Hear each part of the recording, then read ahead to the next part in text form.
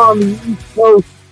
It is 5 o'clock on the West Coast. It is the 22nd of August in the year of our Lord 2024. Season 15, Episode 7, 676 times you have been welcome to the Clubhouse Podcast, your one-stop shop for all things sports, entertainment, pop culture, and pro wrestling.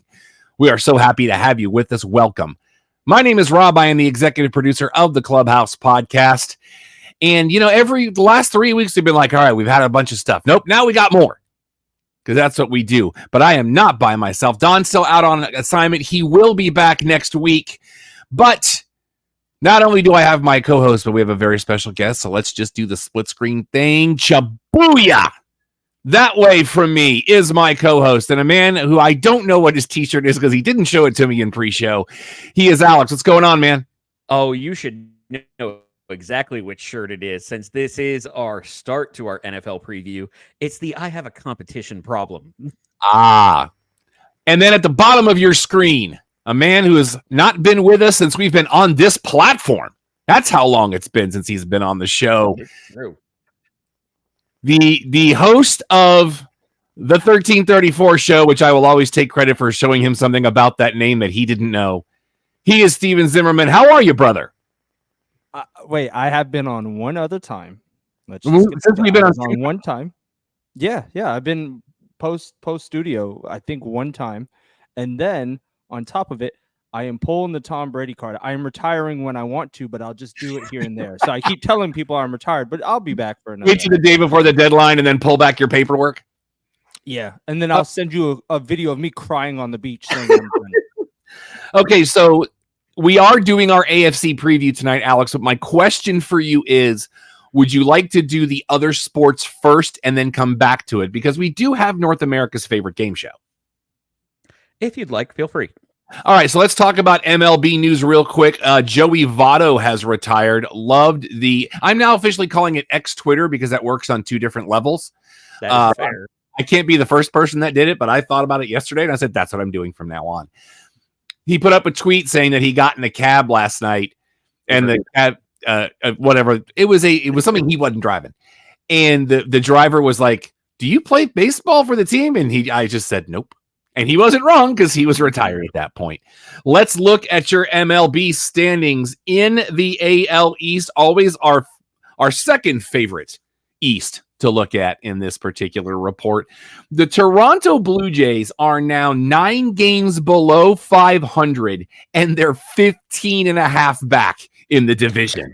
We say it every week on this show. This division is just fun to watch, especially when you don't have a team in the race here. They're currently 5 games back on Tampa Bay. Tampa Bay now 3.5 back on Boston. Boston 6 backs on Baltimore. And Steven's beloved Yankees now with a 2-game win streak and a 1-game lead in the division. As we get Aaron Judge saying, I'll do it myself. No, it has nothing to do with Aaron Judge. I actually have to thank the Mets, the grimace Mets, for beating Baltimore twice in a row, okay? Because now I can rest a little easier, and I'm watching history repeat itself as Aaron Judge hit his 48th today. So I'm good. AL Central, we all know who's in last place. We'll talk about it here in a minute. Currently, Detroit is 11 and a half back in the division. They're 4 games below 500. They are 9.5 back of Minnesota. Minnesota and Kansas City now tied, and with Cleveland losing 2 in a row, they're both 2 games back. In the AL West, in the proverbial toilet currently are Law. When are they moving? It's not Law that's moving. Oh, it's the A's. That's right. It's Oakland. They're saying that the Angels are the next ones up because after Oakland or after the Athletics move, they have the oldest stadium in baseball that has not been renovated. Mayor McCheese to revive them. They are a half game back on question mark. Grimace revived the Mets. They are currently 4 games back on the Rangers. The Rangers now 5 back on Seattle, who is 5 back on Houston. Seattle has lost 3 in a row. In the National League West, I'm doing things a little bit differently this week, so you have to forgive me. I'm trying to get the game up and running over here, and it's not. Watch the game, please. Watch Don't now. bet on preseason football. Don't be that guy. I'm experimenting with new tech in the studio, and the preseason is the perfect way to do it. This is the first time I've experienced with any tech in like months. So He's like, no, I want to put the game on. Right. In the NL West, the Colorado Rockies, they are currently 34 games under 500. And they are well on their way to the century mark. They're 29 games back in their division. They are 17 and a half back of San Francisco. The Giants now 7.5 back of the Padres, who are tied with Arizona. They are both 4 back on the Dodgers. The Dodgers currently on a 4-game heater. The NL Central, Don's beloved Pirates, have officially found the cellar. They are 8 games below 500. They could still finish with a winning record, but they're 13.5 back in the division. They're 2.5 back on the Reds. The Reds now a half game back on the Cubs. The Cubs a half game back on St. Louis, but none of that matters because St. Louis is still 10 back on Milwaukee. In the only division that matters, the NL East, Miami continues to stink up the joint. They are currently 35 games below 500. And they are currently 28.5 back. They are 11.5 back of the Nationals. The Nationals now 6.5 back of the Mets, who are in the middle of the pack. But the Mets are a 1.5 games back on Atlanta. Atlanta now 7 games back on Philly. Now, gentlemen, it is time for North America's favorite game show. What is the run differential for the Chicago White Sox? Part 74. Alex, go. I was actually going to ask to defer to Steven, who I was deferring to you. Paying attention to this. We have Maddie's here, and we have somebody on YouTube that says. Here's the reason I wanted. Yeah. But I wanted to defer to Steven just to see what a possibly cold take on what you think this number is. Oh, I don't have any words on the Chicago White Sox. I'm going to guess is like I want 114. Okay, so I will give roughly the same guess I had last week because I don't know. It felt like there weren't a lot of games in the last week for some reason, maybe rainouts or something. So I'm going to say minus 252. Steven, do you want to adjust your pick? Yeah, I said minus 114. No, I said, do you want to adjust it? Yeah, all right. Do you want me to add another 100? We could do that. I was just trying to not be completely rude to a suffering franchise. A long-suffering franchise. Yes, yeah. So you want to say, are you saying 214 now? Yeah, I'll do it. We also want to send a shout out, Pouring Takes checking in from YouTube. A bunch of cowboy yeehaws. The Chicago White Sox currently are 31-97. Alex, we could have the century mark within the next week. We said they'd get there before the weekend. Well, it depends on. I haven't looked at the schedule to see if we have. Nor have I. Let me look now. They are currently 42.5 games back in the division. They are 18-44 at home. They're 13-53 on the road. 3-7 in their last 10. Now, to give you perspective, the only other team in a triple negative in the American League is La at minus 112. Great R&B band from the 90s. In the National League, you've got Miami at minus 174, and Colorado is now back kind of in contention at minus 200. Alex, if you had guessed your guess last week, you would have been winner, chicken dinner. I don't even remember what my guess was. I thought it was 250. You said 252, and that was last week's number. Oh, okay. Currently, the Chicago White Sox have a run differential of minus 259. They're going to hit 300. I'm telling you. That might be literally attached to the trunk. It's so not out on a limb there. This is baseball. I will say that if they hit that number. I'm cheering for them to lose the rest of the year. I mean, they only need 3 more games to hit the century mark, and they'll be the first to do it. And if you look around, I'm trying to find out who else has a chance at it. I mean, Miami's 19 away, as is Colorado.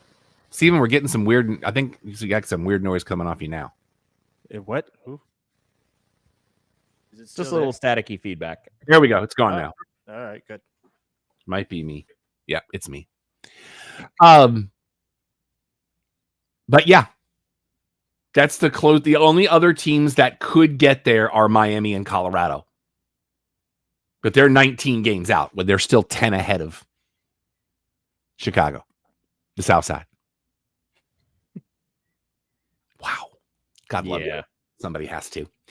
All right, let's get into our NFL talk. First of all, Hard Knocks with the Chicago Bears, episode 3 aired this week. Shout out to their punter. I still think we should use Crocodile Punter because I thought that was hilarious. But I like this kid. Like, I was very impressed. The skills. Holy cow, the skills on this kid. But the thing I like better about that is highlighting the international programs to grow the game. Where Pro Kick Australia, he was just a construction worker who had played Aussie rules football. And the fact that the NFL or tangentially other groups are doing these kind of programs to find this kind of talent. Hey, here's something we haven't seen in a while. Anthony Richardson on a field. But I agree with you. I think I love his story. I want to hear more about him. I did like the whole Caleb Williams going, I'm not going to need you much this year. He's like, and immediately being told, that's 3 in the first quarter, homie.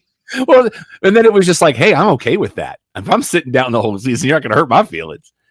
Tyson Bagent and his dad. The kid's got an arm. Yeah, he's fine. His dad reminds me of country LeVar Ball. That's not a bad relation, except for the fact that I don't hate freshman match. Never know. I can't stand him.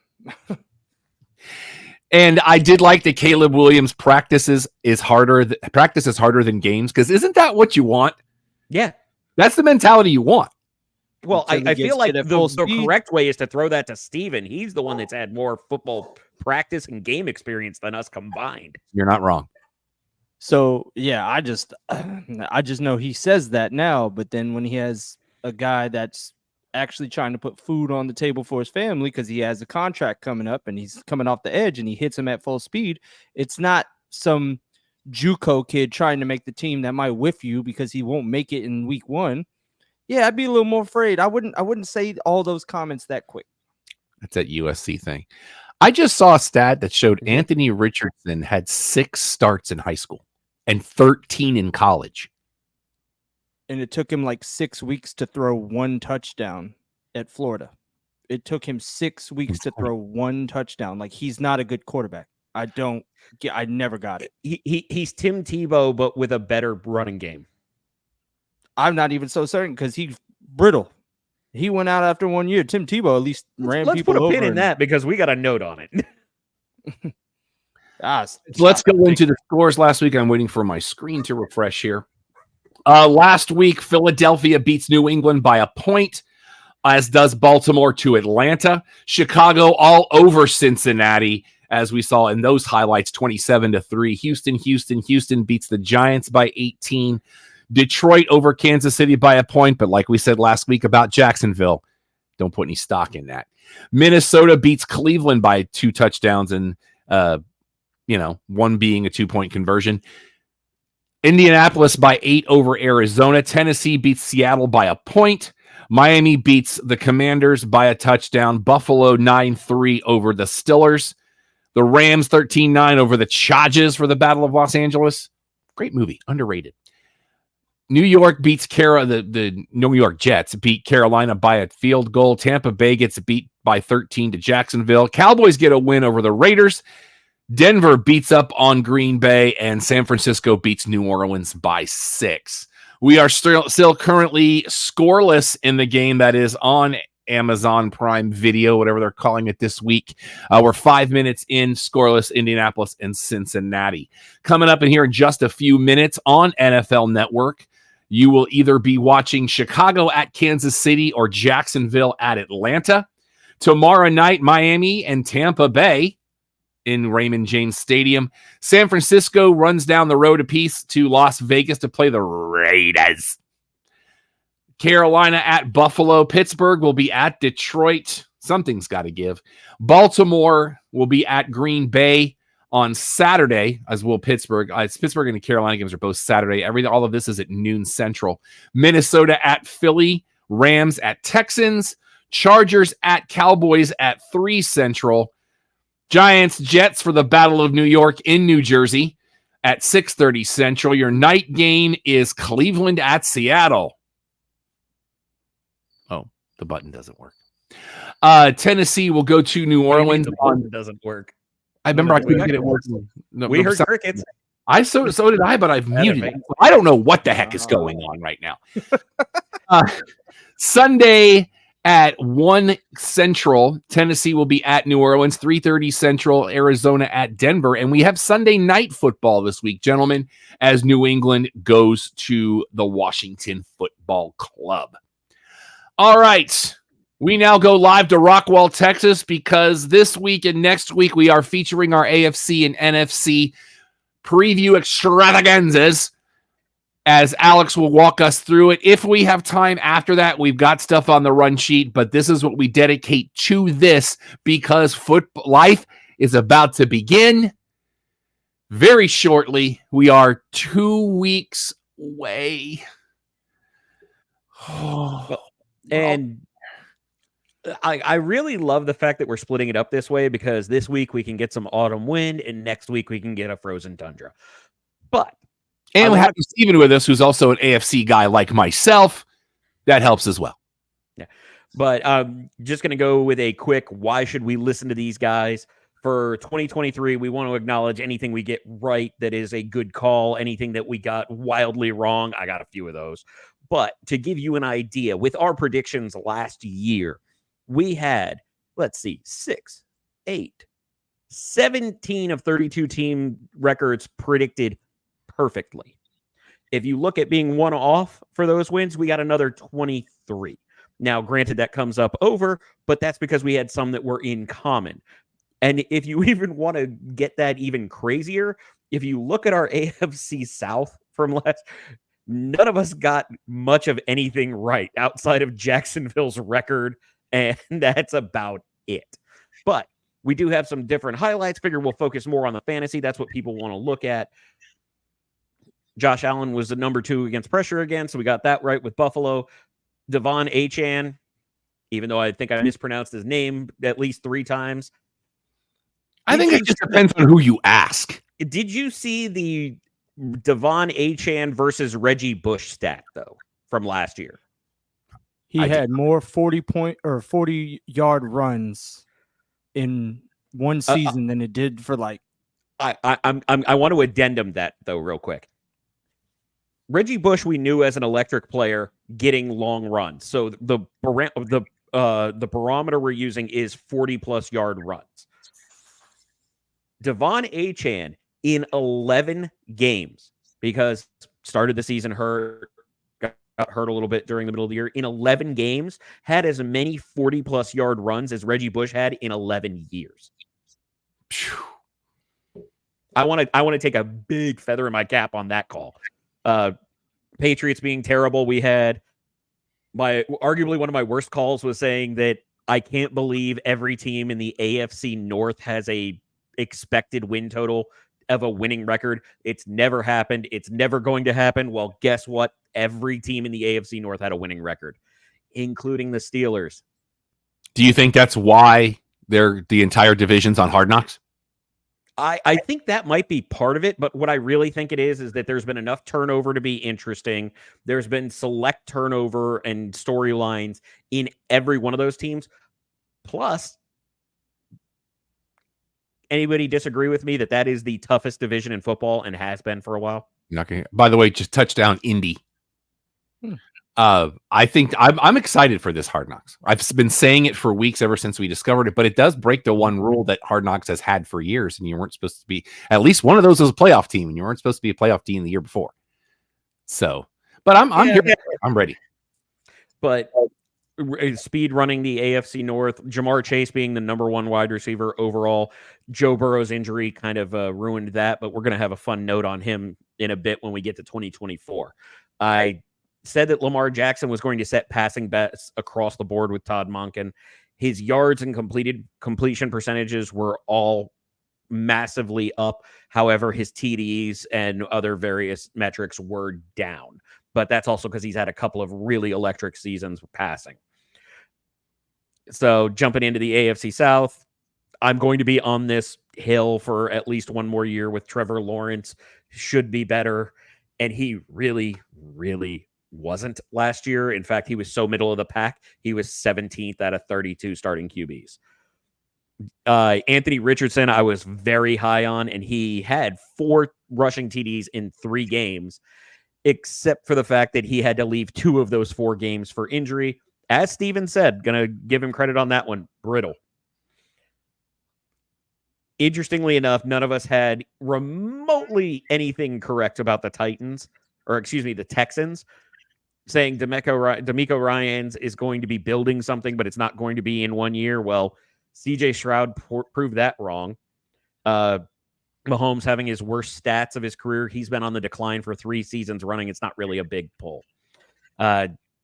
In the general rule, Josh Jacobs is going to suck.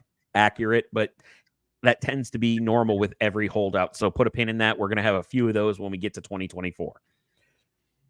Oh, Russell Wilson. Did you know he led the league in fourth quarter touchdowns last year? Yes. Was it because most of it was garbage time and the defense had their third string? And at that point, well, no, that's what I thought. Stretch of games where he was probably the best quarterback in the NFL. He did have about a month in there where they had a nice long home stretch and they were like, that's why they benched him. But if that gives you a good idea, Russell Wilson had 11. Number 2 was Brock Purdy at 10, and then it was a bit of a drop off from there. Okay, I'm going to take my lumps. When I'm going to take my lumps, I said Tony Pollard was going to be great. He was so bad, he's not even on the team. Hey, I'm going to own when I'm wrong. I'm going to own when I'm wrong if I'm going to get credit when I'm right. What we do on this show. Now, I'm Rob. I'm going to give you just a little bit of a lump here. You did say the words, the NFC North is going to be bad, and there's no way a wild card comes out of this division. Compare that with saying somebody on the show saying Green Bay's offense is going to surprise and impress. They were a wild card team and destroyed Dallas. So I think it's worth that win. All right, fair enough. That's not hard in the first round of the playoffs, though. I'm sorry. I'm not saying it's hard, but I'm saying that they got winning there. the little Papa Shot game at Chuck E. Cheese. But a W is a W, bro. Sir, the Papa Shot at Chuck E. Cheese is still full size for somebody of my height. I need you to respect that. Sorry. He's hitting outside. I was very adamant that Mike Evans was going to keep his streak alive of 1,000-yard games, and I said it wasn't even going to be close. He broke 1,000 by week 12. So, feather there. I was really high on the Saints, and so was Don. As soon as Ryan Ramczyk went out hurt, Derek Carr was running for his life, and the rest of that team was bad, and maybe Dennis Allen's just not a good coach. It's a possibility. So that's one I was right on. You were also fairly high. Interestingly enough, both you and Don were close. I was shocked because I thought the Saints were terrible, but they had a winning record in 2023. And I don't know how that happened. You picked one game too low. Don picked one game too high, and I was way too high on them. But the other one in that same scope, McCaffrey being the first Niner in umpteen years to rush over 1,000 yards. He had almost 1,500, and that's not even counting the receiving, getting him to the Madden cover. Can't wait for this curse to kick in. But the last one that we had that was a big one, was Kyler Murray and everybody saying like, oh, he's healed up, he was having time, and saying that he's not going to be healthy at any point in 2023. He only played 8 games, was never quite right, but was decent for fantasy just because he runs like a toddler who just stole a cookie. But at that same time, that's all you really need from a QB that runs for fantasy, which is why Anthony Richardson is going to be a very popular pick as long as he's healthy. Big asterisk. Steven, go ahead and say it. What's the asterisk? Oh, I'm sorry. My dog wanted to come in and try to interrupt the show. When healthy. Who? Anthony Richardson? Or? Yeah.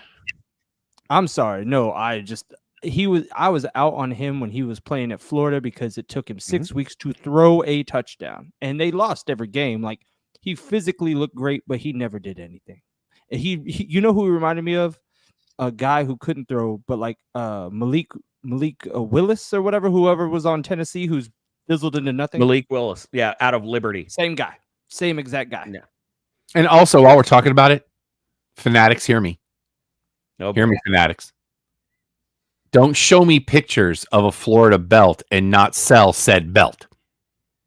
Florida is not on the roster right now. I never saw pictures of the belt. There's a picture of one that's from behind, and you can see it says Gators diagonally, and it's blue and orange, but you can't find it on the website. So, well, I didn't want to be this guy, but you haven't had a winning season in 3 years. I know you know, the Hurricanes, and the Hurricanes got like 2 of them. And they carbon copied them all. Yeah, making them look different like they did for baseball. Let's be honest. That's kind of what it's going to be at this point. We even said that there's going to be like 3 different belts for everything at most. And I think what they've realized is that the variations throw people off. So everything's going to be about the same. Yeah. No, there's a Florida one. There is a Florida one. Available. Did they finally get, because the initial lineup did not have it. I think what they did was all the ones that they could sell based off like celebrities or whatever that were within the company. But yeah, Florida is next to Ohio State and right above Florida State in Alabama on Fanatics. Above Florida State's where we should be. Yes. Too bad it hasn't. I don't think you can see it, but it's there. I like it. Yeah. I like the blue strap. Not for $550. You're not wrong. No. I saw a New York Rangers one I wanted, and I was like, no, never mind. Gentlemen, are you ready for the new season? Been ready since we started the show, sir. All right. So same as last year, we're going to go not. alphabetically through the divisions and in order of finish from 2023. Okay, so we're starting with the East. We are starting with the AFC East. So in order of finish, it'll be Buffalo, Miami, New York, and then New England. So if you want to get any schedules pulled up and ready to go on predictions. I'm ready with Buffalo. All right, are you ready for me to blow your wheels off? Always. All of the over-unders on the Clubhouse podcast are brought to you by BetMGM, the king of sportsbooks. No free ads. It's not free. For you. We'll talk. So, with Buffalo, would you prefer to have the same question as last year? Steven, this will be a little bit new for you. Do you want the win total to pick over under or to work off of, or do you want the team notes first? Always finish with the over under. Good with that, Rob? I agree. All right, Buffalo. I like you giving the depth and then we do the analysis. I dig that. I like it because it brings everybody else into the discussion as well. I totally dig it. It's the opposite of what we did last year. And that's fine. I know. Okay. We've done it the same way ever back-to-back years. Buffalo has the second most vacated targets in the NFL at 317, most of those actually being Stephon Diggs, now in Houston, and Gabe Davis, who is in Jacksonville for reasons. So, in those circumstances, what you tend to see in a lot of vacated targets is those tend to fall to the tight end. Buffalo drafted Dalton Kincaid last year, and he was awesome, even though he had to overcome Dawson Knox, usually by injury. But I feel like he's going to be a de facto supersized slot for them, so he is going to get a lot of that look. But the other part you're going to have is James Cook, who struggled for the first roughly half of last season until they made an OC change to Joe Brady. Now, they heavily focused on the run. It improved. It helped with the line play. It also brought Josh Allen's interceptions down. So I'm expecting a lot from James Cook. And for anybody that's saying, well, they drafted Keon Coleman. Look, I love Keon Coleman. He's a funny guy. I want the best for him, but he is a raw player. He is not going to light it up. They may force feed him a little bit this year, but he will not be a 1-to-1 replacement for Stephon Diggs. With that, any team that has Josh Allen has a chance. So I'm going to expect them to still be good. Not as great as they had been because Stephon Diggs was an all-world talent. He might be a little bit cooked. Rob, did you change your camera for a reason? Yeah, it did that thing where my camera just blanks out on me, and that's how I have to reset it. I could hear everything. You just couldn't see me.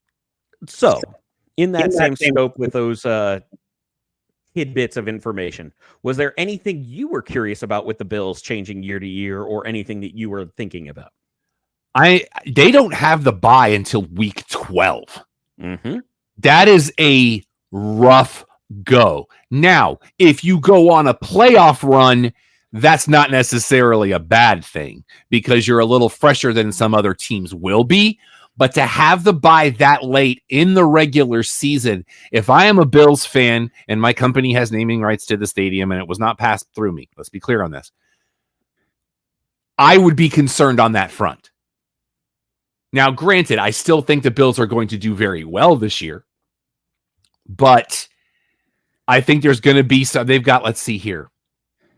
In that first 11 weeks, they've got 2 primetime games against Miami on a Thursday night, and then they've got Monday Night Football at the Jets, which I'd like to see who scheduled those, at least the second one.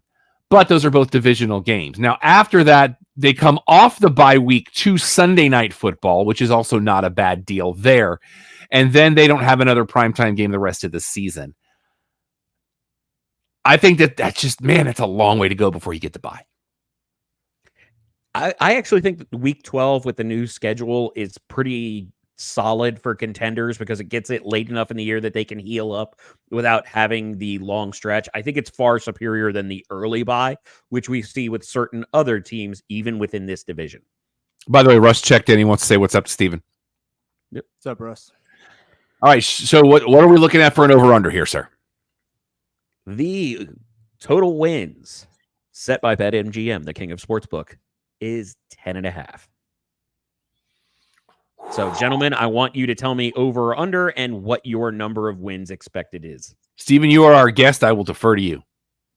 I mean, to be honest, with all the turmoil within the coaching, like the coaching staff there, erratic play with a questionable number 1 receiver, I still got them 3rd in the AFC East, and I got them going 10-7, just missing the wild card. Rob, I absolutely agree with Steven. Looking at the schedule, I think they've got 10 wins in them, and that will put me at the under. I really hate that this happened on the first go because we all have the exact same situation. Yeah. Same amount of wins without discussing it, and we all have them 3rd in the division. So, Steven, as the man wearing the Channing Crowder, if you want to make the call, we are on to Miami. Okay, so this is just me. I can't stand Mike McDaniel. I don't like him. A little too cutesy. Have you seen the latest meme that said about the kingpin? I hate it so much. Yeah, he went from the Best Buy manager to a South Florida drug lord. Yeah, no, I'm not a fan, but he's running a decent offense until he gets too cutesy with it. I trust the offense enough. I trust the defense even more. And I know that's saying something this year with the new defensive coordinator, losing Christian Wilkins, everything like that. I really trust the defense more than the offense because what Mike McDaniels has to realize, you can't, one, in the red zone, try to force over-the-shoulder fades to Tyreek, who's one of the shortest players in the NFL, when you have, like, Jonnu Smith now on the team. And then Raheem Mostert, I'm sorry, he should be maybe 4th on the depth chart. And he was a touchdown gypsy because of everything everyone else did in between the 20s. I'm not a fan. Like, may I include a note on that one before you go too far off of that? So Raheem Mostert had 19 touchdowns in his career before last year. He had 18 rushing touchdowns last year, 11 of which came from inside the 5, which actually backs up what Steven just said. That's what I'm saying. Like I've paid attention to it. Like I think Raheem Mostert, he's getting up there in age. He's not Devon He Chan. is 32. I trust Chris Brooks, he's the guy I think who should be the number 2 running back. And then you got Wright. I like who just Jalen got Wright drafted a lot. Yeah, he's gonna be good in a year or two. Don't blow him out in the first couple of years, but like he's gonna be great. But I'd like those 3 guys more than Raheem Mostert. Tua, I like this new version of Tua, everything like that. I'm looking forward to the year, but again, we gotta see. It's all Mike McDaniels because he can't abandon the run like when they're down by 3 and tries to throw everything. Like it just doesn't work. We have a breaking headline for you, gentlemen. The Chiefs and Creed Humphrey have agreed 4 years, $72 million. He's now the highest paid center in the league. Didn't Chris Humphries like marry what's her face? Creed no, that's Kardashian? Creed Humphrey. Oh, Creed. That was Chris Humphries from the NBA. That's not even the same. I was like, dude. And he's selling was he a center too? He was a forward. We'll carry forward then. Thanks for that derailment. By the way, and Cincinnati just got a pick six. I mean, yeah. So the interesting thing about you were talking about McDaniel going, Jalen Waddle was never healthy last year, but he has been great when he has been healthy, even with Tyreek on the field. But the big note that I have for that receiving side, in the first 12 weeks last year, Tyreek Hill eclipsed 100 yards 8 out of those 12 times. The big note there is he got injured in the game after that and never went over 100 yards after. So circling back to our beloved diminutive, my favorite Dolphin player because I can talk to him eye to eye without looking up, Devon Achane. He averaged a rush of 40-plus yards like we talked about per game last season. Now, the other part that you have is that Denver game that we all very much enjoyed watching, where he just went absolutely nuts and had 56% of his fantasy points for the season in that game alone. Then again, he had it with 2 other games. If you take out those 3 games, he never had a game over 15 touches. But those 3 games where he did have 15 was absolutely nuts. He has bulked up this season. I am loving Devon Achane's potential. He just needs to stay healthy. That is one thing I'll call. Like the night of draft, the draft night when they got him, I looked at my fiance. I was like, that's going to be our guy. And no one saw anything at Texas A&M. I just said, trust me. He goes into camp, whatever. So she does her dynasty draft. She does everything. I said, just get him, whatever. And everyone constantly will bulk up these trades to try to trade for him in fantasy. I was like, I don't care about fantasy. I'm just talking about the quality of player he is because he has vision. He's really good. I'm double checking something because you just threw me off a little bit. I could have sworn he went. Who am I thinking? Oh, I'm thinking of a different player. Because when you said A&M, I was like, wait a minute. Wasn't he? But, No, he was A&M. Yeah. No. Because he and Charbonnet went close in the draft, and I was thinking of UCLA. But at 9.5 wins, where do you got him, Steven? I got them 11-6. They lose the division by half a game and make the wild card. Rob. I'm also on the over. I think having the bye in week 6 benefits Miami because they've got a pretty good before the bye schedule that will help them build some things up, get some momentum. I am a little intrigued that the second to the last game of the year is primetime against Cleveland. That's a little weird for me, but I believe this team will hit the over. I would debate whether they win the division, but I think we'll probably know that with about 90% assurity before Halloween. I just don't like that. I'm still waiting for the win total. 12. Whew. So it's funny that you mentioned the early bye week. I actually have them only winning 10 games because I think the early bye week is going to be wildly detrimental to this team. Agreed. Because you're going to have a long stretch with guys that have injury history And if we're being honest, it wasn't the cold weather as much that beat the Dolphins last year, despite the narrative that people love.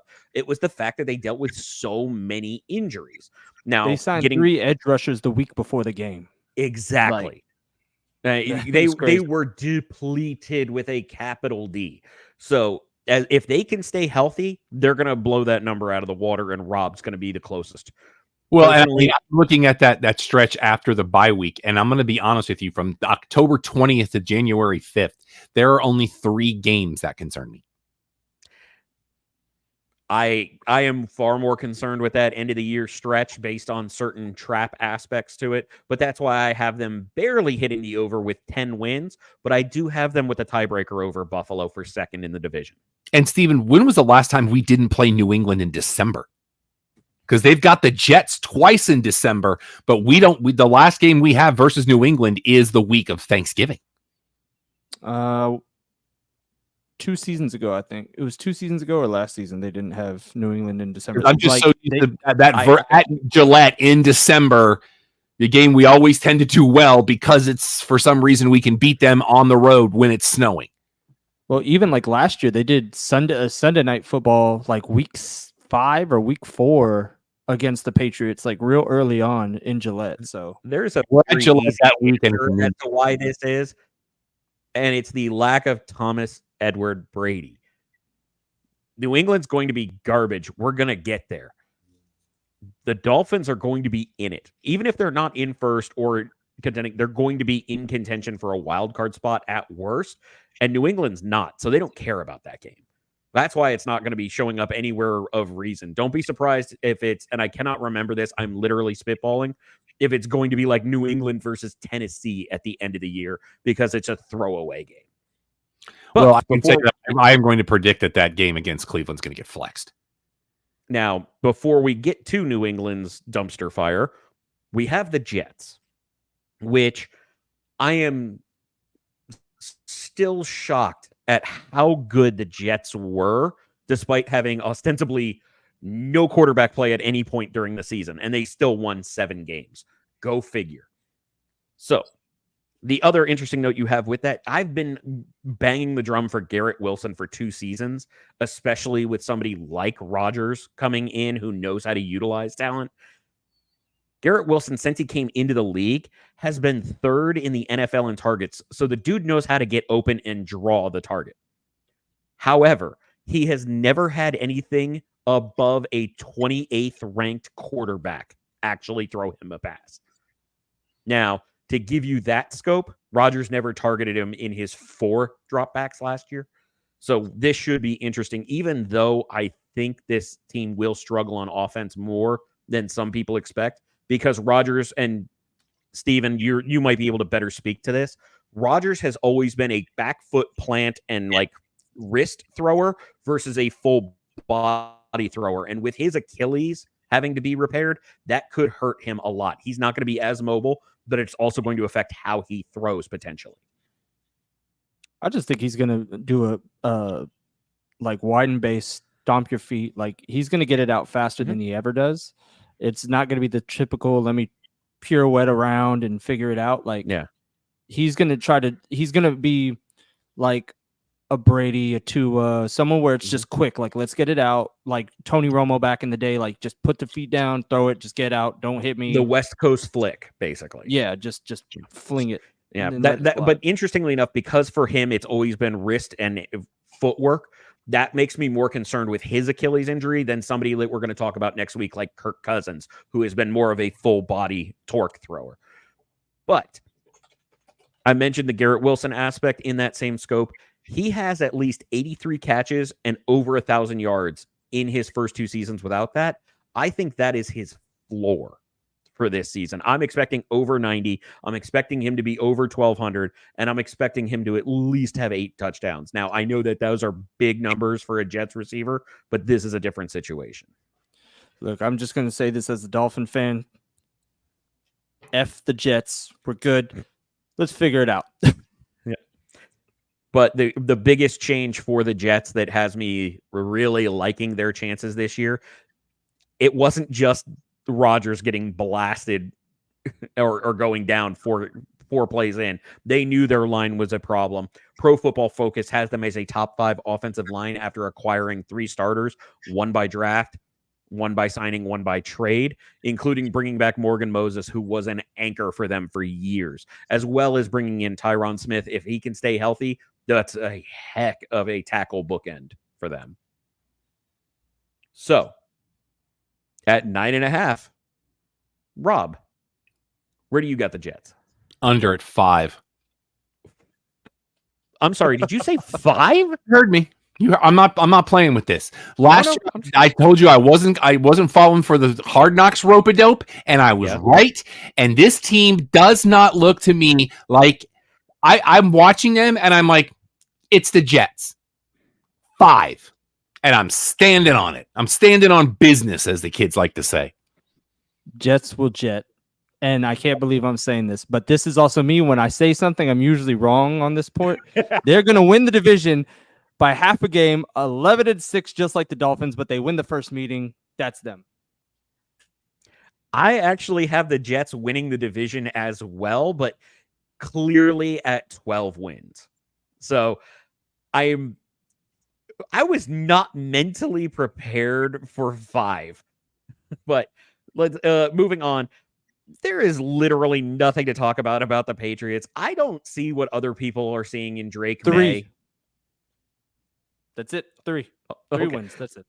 But for those that are paying attention, the 2 notes I have, I said Ramondre Stevenson was going to be a value. He's going to be a value again because he's the only part of the offense, but he's going to see double-digit people in the box. They're going to dare people to throw it while leaving a receiver open.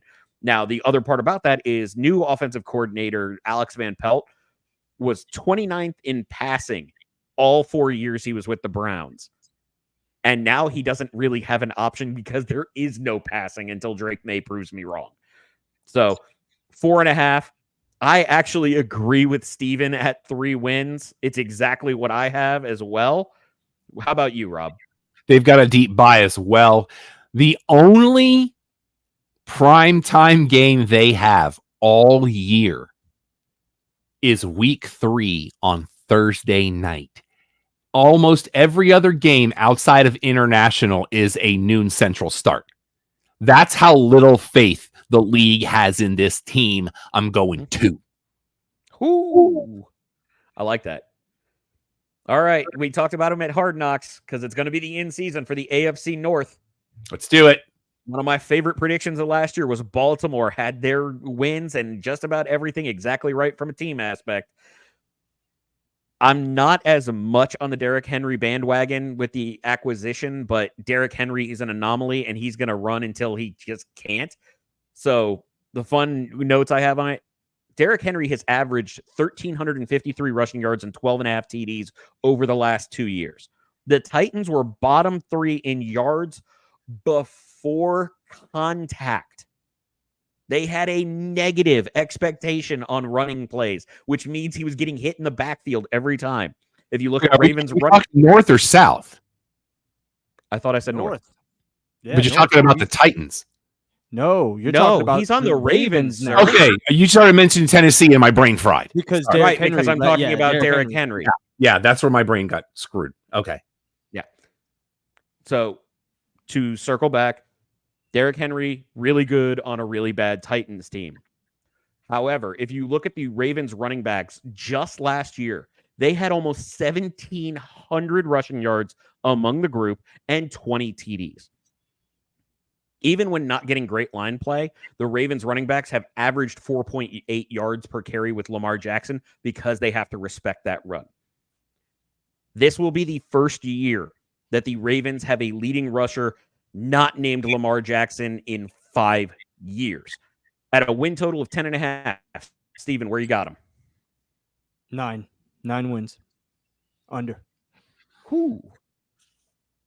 Rob. Looking at the Ravens, I'm very interested in this division too, because starting the first week of October, all 4 teams have their bye within 5 weeks. So, in my opinion, I don't know that there's an advantage to any of them in that particular. The latest of them being Baltimore, who gets the bye the week of December 8th. I'm looking at the schedule now.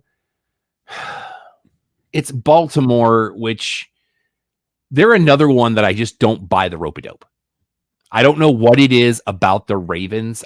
They're not a team that I fear. They're not a team that I look at and go, oh God, here they come. Like I did, let's call it in the early aughts. Let's see here.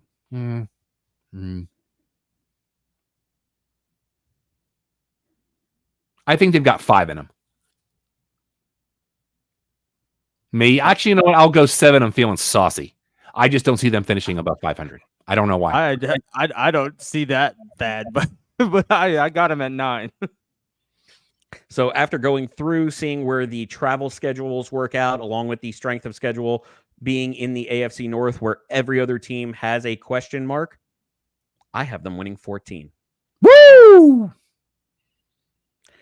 Now, you doubled Cleveland up on Browns. Yep.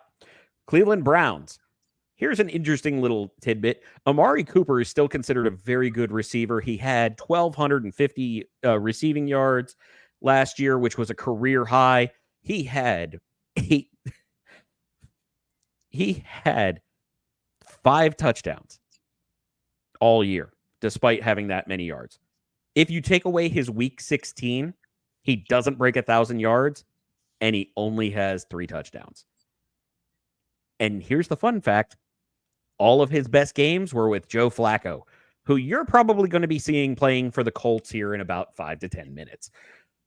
But all of that says there's going to be no passing game. I like David Njoku. I like his ability, but you have to be able to get him the ball. And I've seen nothing from Deshaun Watson since his return that tells me he's going to be competent in Cleveland. So as much as everybody is liking what happened with the Browns, I think that spoke more to Joe Flacco as a leader and being able to just do the job, as well as them having the number 1 defense in the NFL all of last year.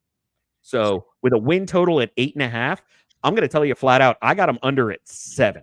Steven. I got him at 11 wins, second in the division, because Deshaun Watson can't just come off a couch and play a full season clearly after sitting with all the stuff for 2 years. So, all right. And then the defense is good. Everything you're saying was right. But they're now another year together. That defense, everything like that. I got them going 11-6. Rob. Flip it for me. 6-11? 6. It's Cleveland. Brownie the Elf is a curse. It's just like they don't have the toughest schedule on the planet, but they're also not good. So moving from Cleveland to Pittsburgh, because rivalries and how things work, this one I'm not going to bury the lead. The win expectation on BetMGM is 8.5 for the Steelers, which I feel like is what they have set it at for the last 7 years, just saying Tomlin, not Tomlin, Tomlin, not Tomlin, as far as that goes. I mentioned Russell Wilson leading the league in fourth quarter TDs, but the other interesting note about that, in the last 2 years in Denver, he was sacked more times than any 2 years combined. Even his bad year in Seattle, any 2 years combined, he was sacked more in the last 2 years for Denver. And as Steven mentioned earlier, he didn't play all the games.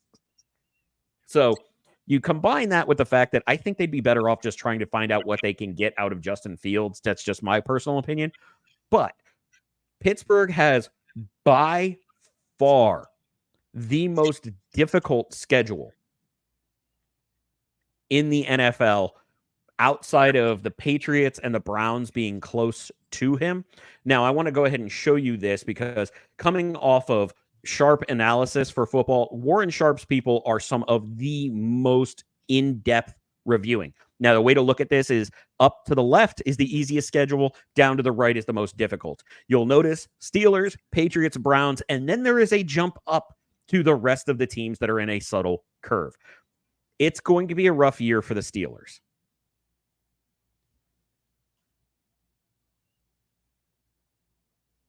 And while I get that back up so I can go ahead and track it, Rob, at 8.5, where do you have the Steelers? I'm going to take the under at 7 because of their difficulty. They've got a tough stretch out of the gate. I mean, at Atlanta, at Denver, home against the Chargers, at Indy, home against Dallas. The only one that I could see them like they're going to win that game, probably Denver. But I'm not saying they're going to run. See it as Indianapolis, but I want to go ahead and say like I said, with the hard stretch, I have them at 6 wins for the year, which is interesting because Steven mentioned earlier, which is why I wanted to give him the hammer here. He said he had the Steelers winning the division, but I don't know if he was serious. They're gonna win 12 games. Woo! That defense is stout. Strength of schedule, nothing. Every time someone has a strength of schedule, whatever, the team with the easiest always ends up losing their division, and they could be a great team. Like, I don't buy any of that. Russell Wilson, like we said, was probably one of the best 3 quarterbacks statistically last year, and he's on a team with a coach that's competent and a winner. Cool, you got a good, viable backup now too, at least we think. And then you got all these. The only thing they're missing is a real number 1 receiver. There's no way they don't think win Pickens this division. Is a number 1? He's a good number 2 somewhere. He's like CD Lamb. You're not a real number 1. You're a number 2 somewhere. So but I don't even, just full disclosure, I hate the Steelers. But I got them to win the division to 12 wins. You can't write it off. I don't like the scheduling thing. In the first like 5 or 6 games, y'all rile it off. Like, they're better than all of those teams other than maybe Dallas. And I don't like Dallas either. That's why we love Steven's analysis here. He knows football. But if we got to round it out, we got the Cincinnati Bengals, who literally did not have their starting QB healthy at any point last year. And we got, Joe Burrow, the Cincinnati Nightmare, coming in with the new blonde hair. But T. Higgins is the highlight I want to put on this because Jamar Chase is still dealing with the holdout. Ocho Cinco thinks that without a deal, he's not even going to show up. I don't know how that's going to work, so I can't speak to it. But T. Higgins was wide receiver 40 last year, wildly below where he was drafted in fantasy, but he only had 9 full games, and only 5 of those games were with Burrow, who was still hurt at that point. So his statistics should have been bad. Same with Jamar Chase. He had a down year, but nobody was healthy. Now, in the games that they have played together, and I mean Higgins and Burrow throughout his career, he's a top 12 receiver in targets, yards, and touchdowns.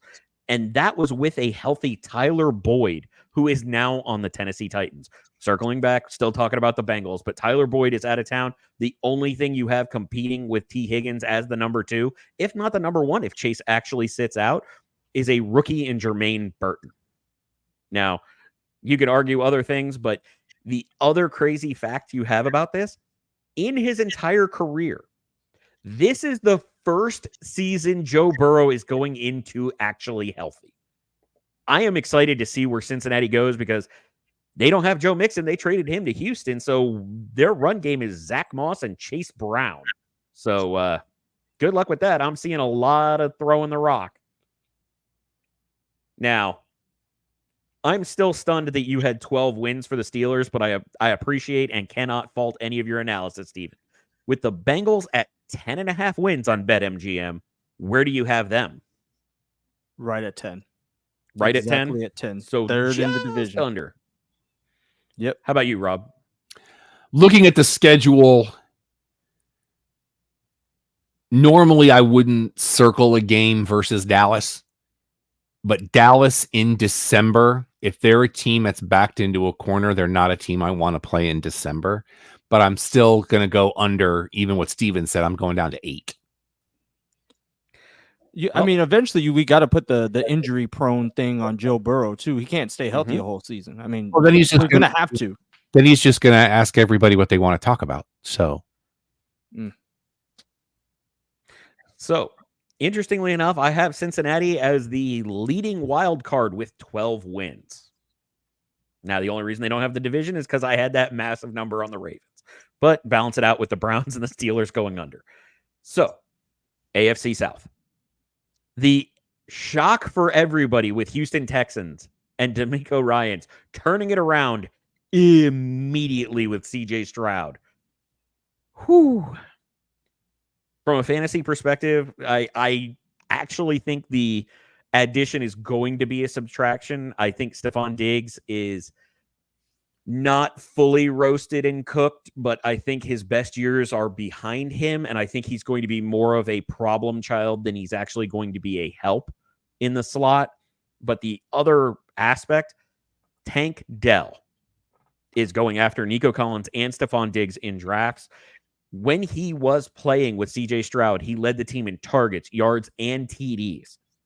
And he averaged over 70 yards and almost a full touchdown per game with CJ Stroud. Fun note, CJ Stroud with Micah Parsons was asked to build his perfect receiver core. He said Devontae Adams, all-time great, Jamar Chase, freak athlete, and Tank Dell as his wide receiver 3. He knows where money is made. Tank Dell does work. He is coming back from an injury this season. I'm going to be curious to see with him looking like a starter from the jump and seeing how that goes. Now at 9.5 wins, Rob, where do you got the Houston Texans this year? Right below it at 9, which is crazy for me to say that about a team in Houston. But like you said, last year, a team that won double digits last year. Yeah. They shocked the world, but I think they're going to come back down a little bit. They'll win 9. I feel good about that. Steven. I agree with the Stephon Diggs take. I think it's going to be more problems than anything else, and I can't really trust the health of some of those players. So I'm going to sit at 10, but I don't think they win the division. So you have them just over at 10. Yeah, 10. Now, with the talent on this team, I think that they should be able to build with continuity and go up. But like I said with Stephon Diggs, I think it's actually a detractor, especially with that many young players that are going to have to deal with the, let's say, unjustified behavior potentially, as we've already seen it in the preseason. I have them at 9, just like Rob. Now, shifting over to Don's every year pick of the Jacksonville Jaguars, I mentioned before, I think Trevor Lawrence has to do it this year. I cannot see a circumstance that it doesn't work, because despite all of his failings, he was still 6th in the NFL in deep pass attempts, and the Jaguars added Brian Thomas, who had a ton of bomb touchdowns in his senior or his last year in college, and they added Gabe Davis, who has been able to do nothing but catch deep touchdowns periodically. So I think they're just going to try and play into Trevor Lawrence's strengths there. And if you want those statistics on Brian Thomas, he had 17 TDs in, 12 games last year in college. 9 of them were over 30 yards. Davis, since coming into the NFL, has the highest average depth of target in the league. And he's 2nd for most yards per reception since coming into the NFL. So he is a guy that gets deep. They're playing to Lawrence's strength, and it's going to be a chuck and duck when it's not Travis Etienne. So 8.5 wins. Rob, where you got him? I'm under at 7. Steven. I'm at 11. I think I trust Doug Peterson. I do like Doug Peterson as well, but I think that they have some issues that they need to work out on the line, and I think they need some issues worked out on the defensive side as well. So I have them just under at 8. So Rob and I are close. Part of me will always root for Steven to be right here, because a good Jacksonville team is just more fun. I just think that's the team that just has the division number, right? Like, I think because they could run through the division, that helps them, and they'll run into some cupcake teams. Like, that's kind of like the half of their division. It's like the old middle 2000s Dolphins teams. They were bad, but they beat everybody in the division all the time because they were bad. Yeah. So shifting from Jacksonville to Indianapolis, I mentioned Anthony Richardson. When he's healthy, big asterisk because it only happened for a few games, he rushed 25 times in 4 games. Now, remember, 2 of those games he had to leave early with injury. So he had 2 full games and maybe 3/4 of one and had 25 rushes. And as I mentioned on this show last year, he is bigger and faster than Derrick Henry. Now, I hope he develops as a passer, but he ain't there, which limits Pittman and everybody else on that team. But they also had something that I really look for in teams, where they had among the lowest player turnover. Now, They've already been a very highly ranked offensive line. They are a very good blocking team. Their defense is going to have continuity. I like Shane Steichen. I like the OCs he's brought in. It's really going to go as Richardson goes. And if he stays upright, I can see them making some noise. But at 8.5 wins, I'm going to bake in him only playing 12 games. And I think that they're going to come in just under at 8.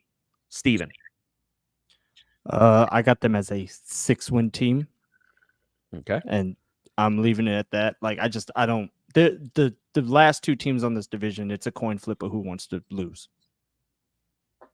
He's not wrong. I agree. Actually agree with Steven.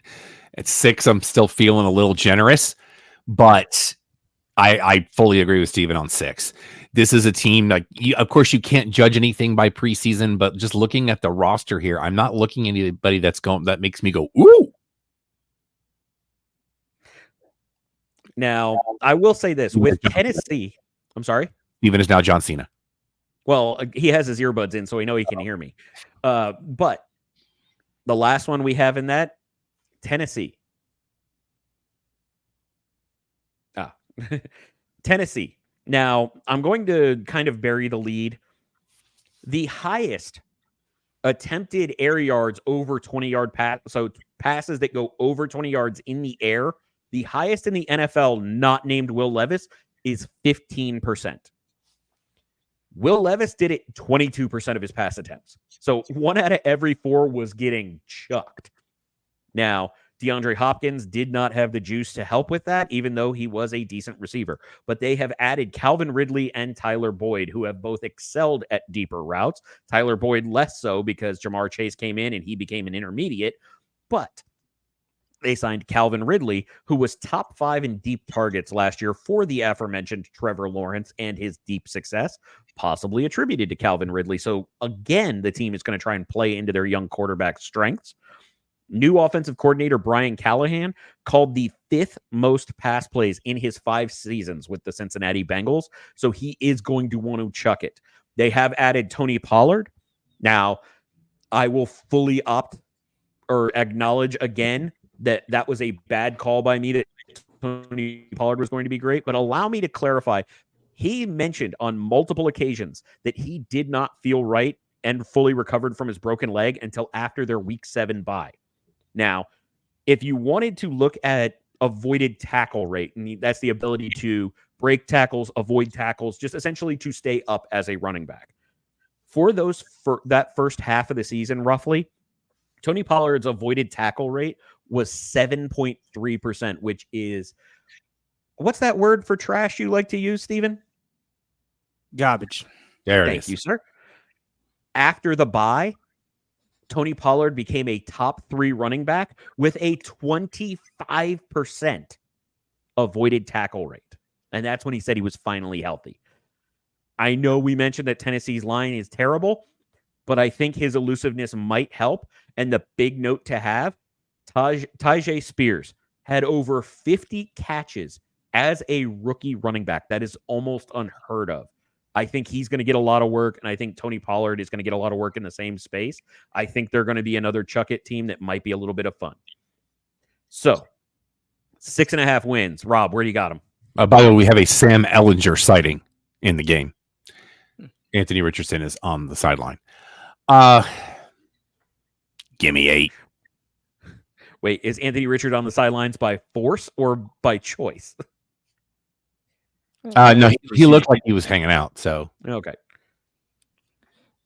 Steven, 6.5 was the win total on BetMGM for the Tennessee Titans. Where do you got them? I'm sorry, but analytics make numbers seem like things are more important than they are. Tony Pollard is still butt cheeks, and he will always be butt cheeks. He reaped off of Zeke's hard work. I'm going to give them 5 wins. You mispronounced fat work for Zeke. I mean, he got big, but he opened up all the holes for the other guy. But yeah. I say 5. And can I make a quick observation while we're getting reset here? No Prime Vision on the preseason game. You mean no Ryan Fitzpatrick? No, there's not the cool Prime Vision thing that I like so much on Thursday Night Football. What, the ads? I'm not. Have you not watched the game in Prime Vision? Oh, it's dope. I might have and not even noticed. It's almost like you're watching Madden unfold. Yeah. They follow all the routes and stuff. I love it. I absolutely It's love interesting. I will say this. It adds an element to the game. Mhm. But I actually concur with Steven. I got 5 wins for Tennessee because they may be fun to watch chuck it around. That doesn't mean they're going to win. So, finishing it off with the AFC West. Now, I reserved what I think to be the best call from last season for this particular division because of the Kansas City Chiefs, and it was not by me. It was actually by Rob Irvin. And he called winner. He called the exact matchup of the Super Bowl. He just had the winner reversed. So that's pretty slick. I appreciate that call. Thank you, sir. The big thing with Kansas City is uncertainty with Rashee Rice, who was decent last year. He accomplished a lot of things. But if you've looked at a lot of what's been going on with practice, with preseason, with who they've brought in, they are trying to shift to a run-heavy, deep pass team so that they're not reliant on Travis Kelce or Rashee Rice over the middle at intermediate routes. That's why they've got guys like Sky Moore. It's why they brought in Hollywood Brown. It's why they drafted Xavier Worthy, who had the fastest combine time ever, which I still want to see the paperwork on. It felt a little suspect to me. But they are trying to shift, and in that same scope, Isaiah Pacheco is getting his first season as the unquestioned guy, and he was top 5 in red zone rushes and top 10 in yards over expectations. So if you take in broken tackles and any kind of botched blocking assignments, Ente or Romo? Ente. Cállate la boca, Ente. Cállate la boca. So he doesn't speak French. So I think Isaiah Pacheco is actually going to backpack this team, and I love watching him run because he just looks like he's mad at the ground with his legs flipping out. So there's a lot here, and I will never doubt Andy Reid. I don't think any of us are allowed to ever again unless it's passing on a cheeseburger. But with a very high, the second highest win total in the NFL on BetMGM at 11.5, I personally have him at 13 because I think to borrow Steven's vernacular, the rest of the division is booty cheeks. Steven, what do you think? I got him at 12 wins, but same thing. You can't doubt Andy Reid, his play calling, everything like that. And if Taylor Swift is still floating around, I believe she has some magic juju. I hate to say it. Well, the next leg of that, I'm not a Swiftie. The next leg of that tour starts in October at Joe Robbie. All right, Rob. 11.5 for the Chiefs. What do you got? I'm also at 12. I do believe they lose week 1. I think that because they're playing opening night against Baltimore, I think Baltimore is going to come in a house of fire. And then everybody's going to think the sky is falling with Kansas City because Monday morning quarterbacks, or in this case, Friday morning quarterbacks. But I think they're going to get that out of the way, and then people are going to remember, oh, this is the Chiefs. You are the champs until somebody tells you otherwise. And I am not betting against them right now. They're getting the Patriots treatments from the years of old where they lose a game or two early, and it's like, oh, is this the end of the dynasty? And then Belichick just comes in as the Dark Emperor and wipes out everything. Andy Reid gets him some tendies, and it's on. That is a grown man that used the word tendies in a commercial. Okay, I know. It was the finger movement across the table. Yeah, the stubby little fat fingers. And nobody has better chemistry on screen than Pat Mahomes with him. I don't know what it is. So, shifting from the ultra successful Kansas City Chiefs to the Las Vegas Raiders. Rob, you want to take it real quick? Because we know on September 21st, the autumn wind is a Raider. Now, apparently, BetMGM doesn't have a very high opinion of the Raiders either, with a 6.5 line set for their total. The interesting thing about that is they've done nothing to improve the team to me. They drafted Brock Bowers, who is awesome. One of the best names in football. But when's the last time a tight end actually made a team go that wasn't a Kelce?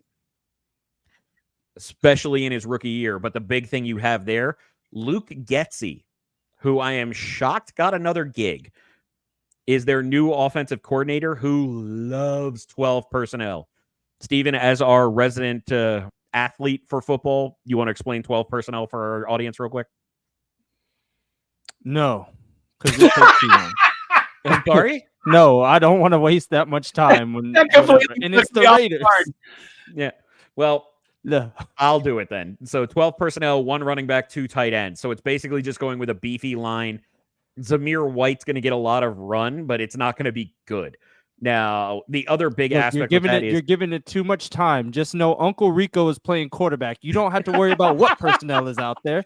Did They're you see going to Raider. They're not going to be video great. that got posted? No.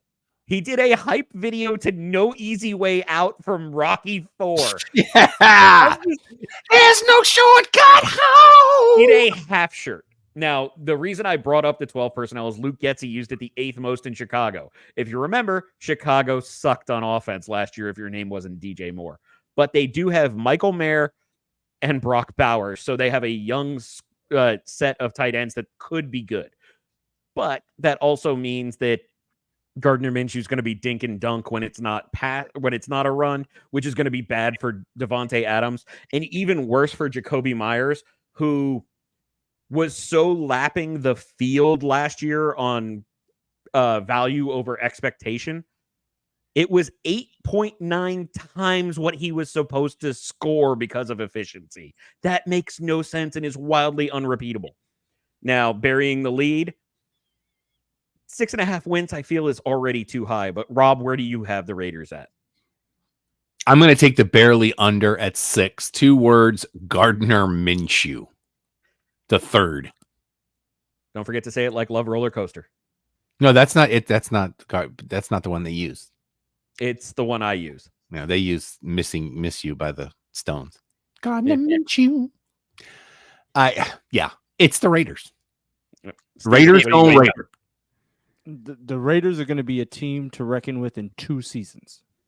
Right now, I'm going to give them 7 wins. Only because they're going to go get Taylor Heineke or one of these quarterbacks that get cut off a team, and that's going to be your starting quarterback. Because you really think a guy who still lives in his mom's trailer is going to do anything with the styrofoam cooler and a Fu Manchu? No, Uncle Rico can go back to the mountains and throw it over it. The man used the phrase Mississippi mud flap when referring to his mullet. I actually have a very different point than Steven does in that scope. I don't think they're going to go get somebody else. I think they're going to try and run this team out. They're going to win 3 games, and they're going to throw their hat into the ring for one of the upcoming draft picks. It's going to be a race between the Raiders and the Giants for who's going to suck for Carson Beck enough. But another team that intentionally sucked for a draft pick, the Denver Broncos, which I can never hear the name without hearing it in Homer Simpson's voice being disappointed. Look it up. Now, you would think losing Russell Wilson would really make a team better, don't you? Nah. Cortland Sutton was the most TD-dependent wide receiver in all of fantasy with over 30%, 31.2 to be exact, of his fantasy points coming strictly from TDs. That is the worst rate in the top 50 receivers. And it's not getting better with Bo Nix's dink and dunk.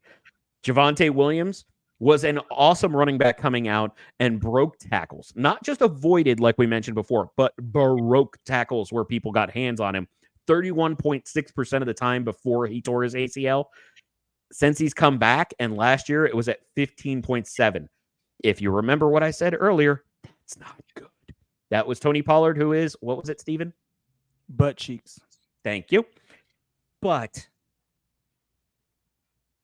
they had the 31st ranked defense, or they have the 31st ranked defense in 2024. And all you need for evidence is the fact that they've done virtually nothing to improve it. They lost to their best player after giving up 70 to a Dolphins team that wasn't even trying to run up the score. They just couldn't stop them.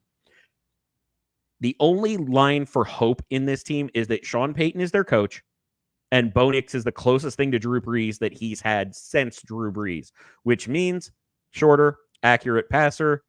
I don't think they're going to be anywhere anytime soon. But at 5.5 wins, I still think they're going to beat the Raiders because I have them just over at 6.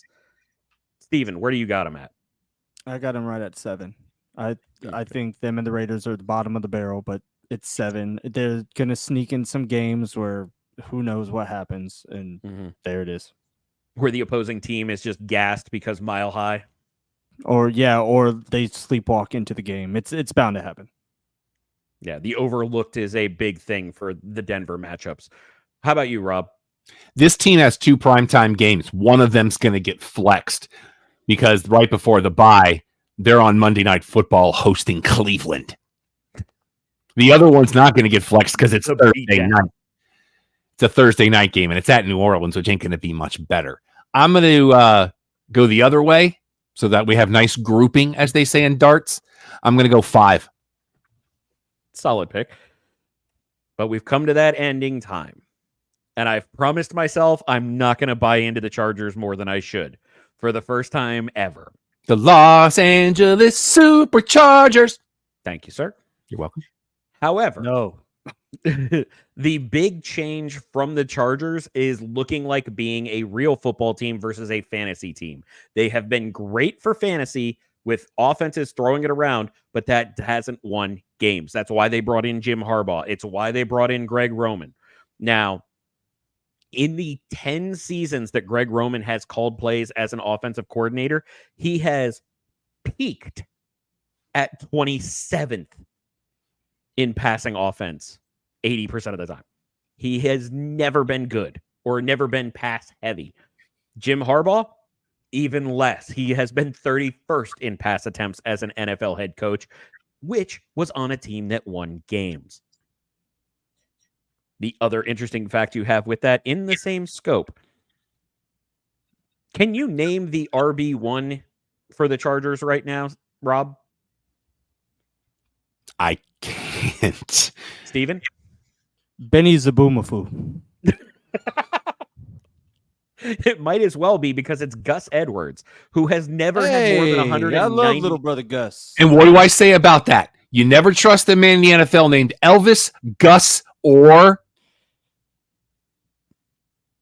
You're going to have to tell me. Jim? No, it's Elvis, Gus, or Kitna.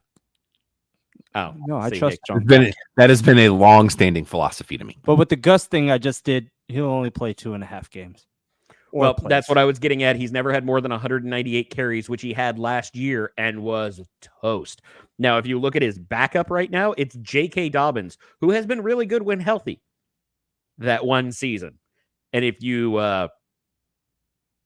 saw the picture he posted earlier this offseason, he owes you an apology because I thought that was a shark attack victim, but it's actually his leg. And that's not what an NFL running back's leg should look like. But he also tore his Achilles, which theme of last year, in week 1. So he might not even be back at that point. The only one you could look at who might stay healthy is Kamani Vidal, who is a 6th round draft pick. I have no concept of what's happening here. If there is a team that goes out and gets somebody who got cut, I think it's going to be the Chargers looking for a running back who, I don't know, can stay healthy since they want to run some more. But they have some talent on the team. They still should be a better defense than they have been for ever. And I'm shocked that BetMGM has them at 8.5 wins. Steven, where do you got them? I have them under at 8. I think with the new coach, the new energy, everything like that, I think it's going to click, but it's not going to click enough. I mean, I just don't trust Justin Herbert. He is, I don't know who to compare him to. He is just a stat guy. He looks good all game to do. He's rookie Derek Carr. You're not going to win anything with the guy. You're going to put up a bunch of numbers and look good, but you just ultimately suck. The way I've always heard it put in that scope is Justin Herbert is Peyton Manning if he had Eli's brain. He's Dollar Tree Phillip Rivers. How about that? How dare you, sir? That's Family Dollar Phillip Rivers to you. Oh, he is a family man. Dag gummit. How about you, Rob? What do I always say about this team? Oh, I didn't want to bury it. I didn't want to steal it from you. I knew you were going to say it. Charger again. Charger. I don't get proven wrong often in that particular category. And when I look at the schedule, by the way, bye is in week 5. Not good. When I'm looking at the schedule after Halloween, I'll give you 3 wins. And that'll be half of their win. Are you total. saying after Halloween? Oh, okay. I thought you were going to say 3 total. No, they're going to get 6 out of it, but it's 3. Half of them are going to come before the bye because they come out of the gate. They'll beat Vegas. They'll probably beat Carolina. They could beat Pittsburgh. They ain't going to beat Kansas City, and then it's the bye. And then they've got Denver. See, I don't think Denver is that big of a concern. And what we're going to need is Don to pick 7 because I actually have 9. I think that the quality of the coaching staff, as Steven was alluding to, they're going to find ways to win those close games that they have consistently lost over their history. I think they're going to be just barely over the 8.5. I think they're going to have a winning record, but it's not going to be enough to make the playoffs. And we are at half in the Indy game. It's 7 apiece. Well, that's the wrap on our AFC. Do we want to hit the plugs or do something else? Well, it's 26 after 8, so we need to go ahead and do the plugs and shut her down. We do want to remind everybody, as my shirt shows you, this is All In Weekend. Do the math. It's in London. Next year, it'll be here, so it won't be as bad. But do math. We'll take. I'm going to take some of these headlines and put them in next week if we need them, because there's some stuff I do want to talk about, but I don't want to rush through it. Besides, we reserve this week and next week for NFL, and this week and next week for NFL is what we're going to do. We do want to remind you that Alex and I are in a fantasy football league together, so there will be discussion of that as the season goes on. I still declare draft shenanigans, but that's just me. Finish dead last, still get the last pick. But we're going to be, you guys know this show. If you know this show well enough after 14 years, life goes from August to February, baby. And it's almost time. It's almost time for college. I'm so excited. All right, over there. Ha! Got it right the first time. Above Alex's head to the right on your screen is our QR code. Take a snapshot of that. You can get to all of our social media if you're on the video. Now, if you're on the audio, we want to say hello to you at Apple Podcasts, at Amazon Music, and at Spotify. You can check out our website at, I don't have the sound effects, www.theclubhousepodcast.com. I got 3 new reviews up for you today. We have the Supremes at Earl's All You Can Eat. We have Between the Temples, and I did last night get to see Sing Sing. So go check out the reviews there. Find out everything you know, some stuff you don't. You can follow us on your social medias. Everything except TikTok and X Twitter. It's the Clubhouse Podcast. Those 2, it's Clubhouse Show. You can follow me on your social medias if you'd like. Everything is Yes That Rob Irvin. That is spelled ERVIN. I'm Vexploit on all social media. If you'd like to help out the show, follow the QR code. You can get to all of our different things. But most importantly in there, you can go to our Pro Wrestling Tees store at prowrestlingtees.com/the-cheap-popcast. Feel free to just follow it with a finger down there, Steven. But we got a lot of different options within there. We got designs. We got color options. If you are an artist who has a suggestion of including something, you will get paid for any shirt that sells. Or if you just have suggestions on what you'd like to see in the store, you can reach out to me at alex@theclubhousepodcast.com. The official fact checker of Sooner or Gator Productions is Don Ford. You can follow him at Igbunu on X Twitter, IGBUNUUU. We love doing live shows, hanging out with the Empire. You can email Don with questions about that. He is at don@theclubhousepodcast.com. Steven, anything you want to plug? I am retired, but you can follow me at a Macy's Backstage or Home Goods because I like to buy trinkets and gadgets for the kitchen. Can I tell you that today, because I forgot to say this in the intro, I went to a thrift store for the first time in forever today. Did you pop some tags? I did pop some tags. I found, those like carry-ons that turn into like they work out to be like a little mini dresser.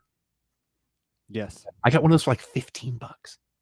Yeah, you find everything there. It's And a- like athlete's foot if you buy the shoes. I don't know. I was gonna say including disease. Can we also send a shout out to the Madre? She just texted me. Mhm. For those of you that know my mom, she's quite the quilter.